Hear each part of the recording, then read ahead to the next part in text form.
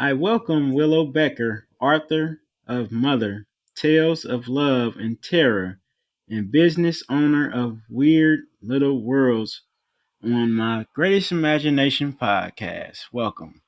And today's Thank you topic, so much. you welcome. Today's topic, Willow Becker, author of Mother, Tales of Love and Terror. First question. Tell me and listeners where you are based out of and your story and the business you into. Sure. We are out of Salt Lake City, Utah, and we're a publishing business. And we've been in business for about a year and a half. And tell me about yourself, your story. Well, you know, I'm I'm a mom and I'm a business owner. I'm a former teacher. I am an actress and I'm a writer. I pretty much do everything. Currently, my job is being a pioneer reenactor at the This Is the Place Heritage Park down here in Salt Lake City. Great, great. And second question. Tell me and listeners about Mother's Tales of Love and Terror. Oh, yeah. So, this is a book. This is an anthology that we put together. This is our second Kickstarter anthology. Our first one last year was Humans Are the Problem, a monsters anthology, which was really fun. And this is our second anthology. And it's just about mothers. It's about mothers who are scary. It's about mothers who are awesome. It's about mother heroes and mother demons and anything that you can imagine a mother doing or being. That's what we're doing here. It's a horror, science fiction, and fantasy anthology. And yeah, and we have writers from all over the world who are contributing as featured writers. And we'll be taking at least 5 more stories into the anthology as well, hopefully 10. Exciting. Third question. How did you get involved with becoming a book author? Hmm. Well, I've been writing since I was really young.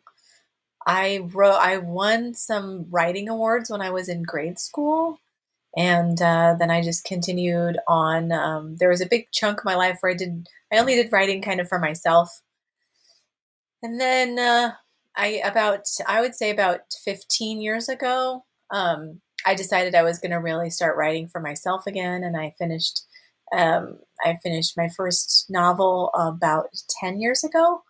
And then I finished my second novel about 5 years ago now. And I've been working on getting those ready for publication. And now I'm working on my own publishing company. So Great. this will be my second anthology that I've published. But my own first novel is coming out in July as well. Congratulations. Thanks. Fourth question. What excites you about storytelling? Hmm.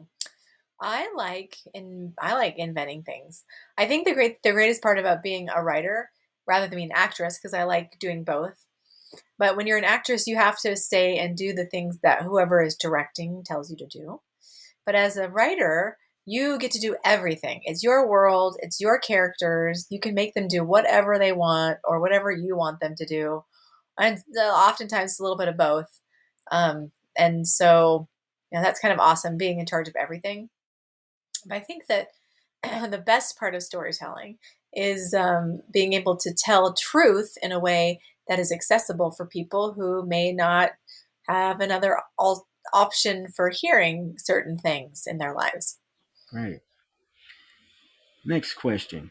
What influenced you to start Weird Little Worlds? Actually, a friend of mine, Mike Clough, he did a Kickstarter a couple years ago for a book of his called Grifty Shades of Fae, which was really cute. And I backed that anthology. I thought it was cool. And then about a year later, a little over a year later, he came out and he kind of sent this email that said he was sorry that it took so long to get everybody's rewards to them and he was kind of quitting publishing. And I sent him a little message as soon as I read that, like within the hour. And I said, "Hey, do you want to get together sometime and do an interview with me? I want to talk to you about your experience." So we got on the phone, we got on Zoom, and we were talking about it. And he was telling me all the things he wished he'd done differently and all these things. And basically I said, well, would you be interested in working on another anthology anymore again? And he was like, yeah, that'd be cool. I'm like, okay, well, maybe we can be in touch. And then he sent me a message like the next day or something. And he was like, hey, Weird Little Worlds would be a really good name for a publishing company. Have you ever thought about starting a publishing company? And I was like, no. I've never thought of that before. But as soon as he said that idea, I was like, that would be really fun. Actually, there's actually I see a lot of benefit from doing that. So, because I'd been wanting to publish an anthology of horror stories for a while, and I had been working with a different publishing company, and I didn't really like the way that they had structured their pay. And so I was like, well, if I do it this way, if I run an anthology and run a Kickstarter anthology, I can pay everybody a decent wage up front and I don't have to worry about feeling like I've shortchanged them. So we kind of started it then and I've been doing it ever since. Cool. Intriguing name. Okay, next question. Willow, I like to give my listeners value. Can you tell me and listeners what mistakes you made and what you learned from them? Sure, like any mistakes in my whole life? From being a writer. Hmm, as a writer, I think that I wish that I had not taken such a big break from writing. I think that there's all this there's all this belief that there's going to be time to do stuff later. And people often say things like, oh, it's not the season for X, Y, or Z. That you're so busy raising kids, or you're so busy in college, or you're so busy, with work. This isn't the season for you to be writing. And I don't believe that. Like as good natured as coming from a good place as that is, it's meant to make people feel good about not pursuing things that they might otherwise pursue. I just don't believe that. I believe that if it's if it's something that's important and valuable to you, it's always the time to be doing it. And I believe that if you want to be successful in any way, you continue doing a thing, even if you don't see success immediately. In fact, you probably won't see success immediately. So I would I say second that. taking huge breaks from doing an art like painting or singing or drawing or writing, I do not think it's a good idea. I think that if you're a writer and you know that that's the way that you communicate with the world, that you should be writing. And you should be writing like every day or every other day, even if you don't want to do it, even if it's something that you're not excited about doing, it's something that you should be doing as kind of a tribute to your talent and the art itself. So I would suggest that as a writer, that was a mistake I made. I would like to go back to my 20-year-old self and punch her in the face and say, hey, maybe you should just write every day and stop being so lame. Right. But, oh well. Right. And I'm going to add a question. What advice would you give new writers? Hmm. New writers. Yes. Well, I would say let's say I would suggest 5 things. The first thing would be set up a writing schedule. So if you want to be a writer, just like any other thing that you want to get good at, writing, I believe, is an emotional mental muscle. And so if you wanted to get stronger delts or glutes, or if you wanted to be able to bench press 180 pounds or whatever it is your goals are in the gym, you would make goals. You would say, well, I want to do this many reps for this many days. And then I'll do a couple more reps for these many days. And then you'd make kind of a plan. I believe that the same thing is true for writing, that you should set some kind of a schedule for yourself. So even if you decide that you're not going to write every day, at least make a goal that you're going to write a certain number of words every week and then, follow through with that goal. I would also suggest that you give yourself rewards for when you accomplish your writing goals. When you finish a story, do something great for yourself, like take yourself out to dinner or buy something expensive or splurge or drink a bottle of champagne or whatever it is you need to do to feel good about what you've done. Celebrate all of the things every time you meet a goal, whether it's big or little, and then make sure that your reward is commensurate with that, right? I would also say that it's really important to gather with other people who do your art. And I have this really fantastic writing group, and they've been my support for the last 5 years, and they're incredible.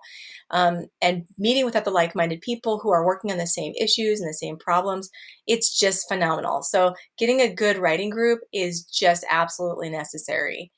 I would say, in addition, for new writers, I would suggest it's really important to learn the language. And I know that that sounds really simple, but it's really true. So if you love telling stories, but maybe you're not great at spelling. I meet a lot of people who are like, "Well, I'd love to retell a story, but I'm just not very good at spelling, or I'm really good at, at like I don't capitalize things all the time."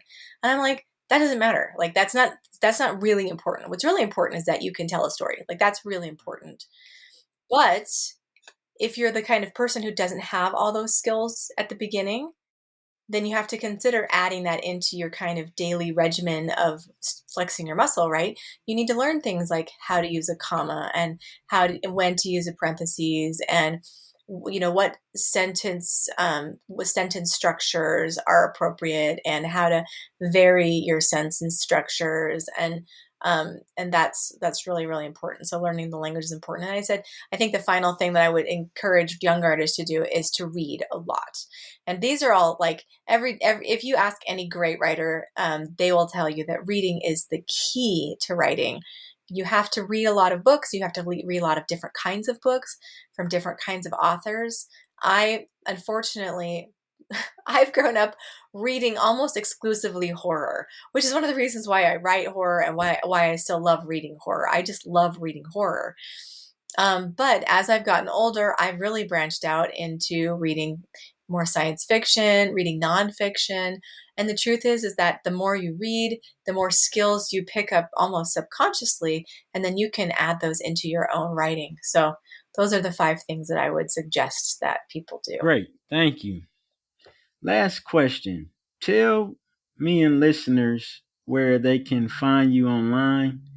Anything you want them to know, you can go ahead and let my audience know.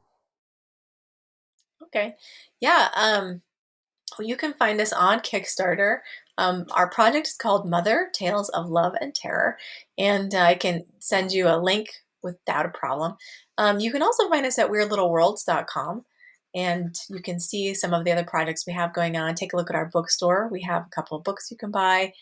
We have some really fun books, and then of course, we have some ebooks that we have that are really great. The Monster Manifesto, which is kind of a guidebook for monsters, like how to survive in the 21st century, is really fun. And then the ebook that's going along with this project is called One Scary Mother.